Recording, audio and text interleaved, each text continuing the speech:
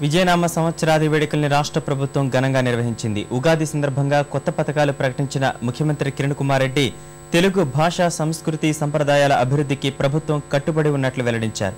కాంగ్రెస్, తెలుగుదేశం సహా వివిధ రాజకీయ పార్టీలు ఉగాది వేడుకల్ని ఘనంగా నిర్వహించాయి.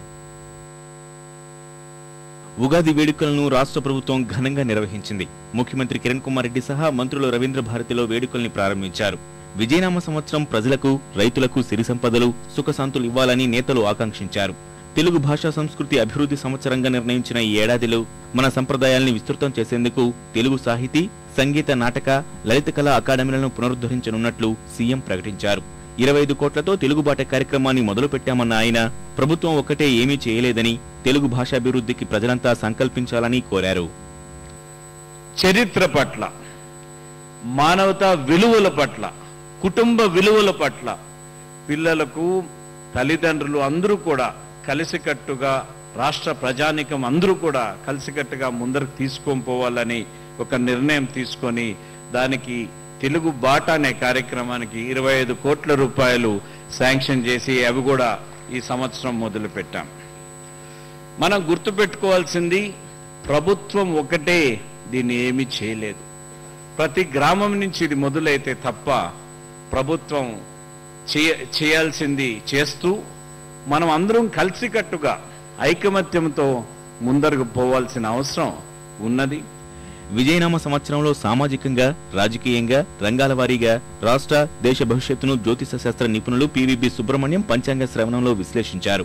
ఈ ఏడాది సుభిక్షంగానే ఉంటుందని, ప్రజానుకూల పాలన, వ్యవసాయానుకూల వర్షాలు కురుస్తాయని వివరించారు. ఒడిదుడుకులు ఎదురైనా సుస్థిరమైన పాలన సాగుతుందని చెప్పారు. అన్ని రంగాల్లో సానుకూల ఫలితాలే వస్తాయని వివరించారు. సంవత్సరం యొక్క స్వరూపాన్ని మొత్తంగా చూసినప్పుడు వర్ష లగ్నం, జగన్ లగ్నం ఆధారంగా చెప్పేటువంటి ఫలితాల్లో చిన్న చిన్న ఒడిదుడుకులు ఉన్నా సుస్థిరమైన పాలన ఇస్తారు పాలకులు అనే విషయాన్ని కూడా శాస్త్రంలో వ్యక్తీకరించారు. 9 నాయకులలో 3 నాయకులు అల్పవృష్టిని, మధ్యమ వృష్టిని సూచిస్తూ ఉంటే 4 నాయకులు సువృష్టిని, చాలా ఉత్తమమైనటువంటి వర్షాలను, సుభిక్షాన్ని సూచిస్తూ ఉన్నారు. అందువలన ఈ సంవత్సరం జల సమృద్ధితో సుభిక్షంగా ఉంటుంది అని మనం గుర్తించాల్సిన అవసరం ఉంది. అంతకుముందు కాంగ్రెస్ పార్టీ ఆధ్వర్యంలో గాంధీ భవన్లో జరిగిన ఉగాది సంబరాల్లో ముఖ్యమంత్రి కిరణ్ కుమార్ రెడ్డి పాల్గొన్నారు. పిసిసి అధ్యక్షుడు బొత్స సత్యనారాయణ, ఉప ముఖ్యమంత్రి దామోదర రాజనరసింహ సహా పలువురు మంత్రులు కార్యక్రమానికి హాజరయ్యారు. విజయనామ సంవత్సరంలో రాష్ట్రం సిరి సంపదలు, పాడి పంటలతో విరాజిల్లాలని నేతలు ఆకాంక్షించారు. చక్కటి వర్షాన్ని కురిపించేవి అవి ఉంటాయి కాబట్టి వీటికి తమము అని పేరు. అధిక వర్షం, అధిక గర్జనలతో ఈ వర్షాలు కురుస్తాయి.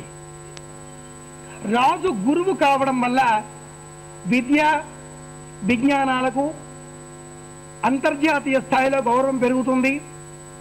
శాస్త్ర సాంకేతిక రంగాలలో అభివృద్ధి అద్భుతంగా ఉంటుంది.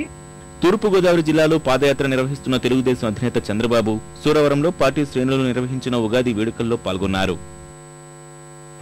తెలుగు వారికి అందరినీ కలిపేది భాష.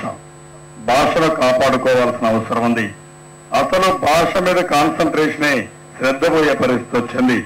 మన రాష్ట్ర ప్రభుత్వం ఎంత శ్రద్ధ తీసుకున్నారంటే, తమిళనాడు కానీ వేరే రాష్ట్రాలు ముందుకెళ్ళిపోతా ఉంటే ఇంతవరకు ఎక్కడ పెట్టాలి, ఈ యొక్క ప్రాచీన హోదా ఇచ్చిన భాష యొక్క కేంద్రం ఎక్కడ పెట్టాలో ఇంతవరకు కేంద్రాన్ని పెట్టడం డిసైడ్ చేయాలని నిర్ణయించిన.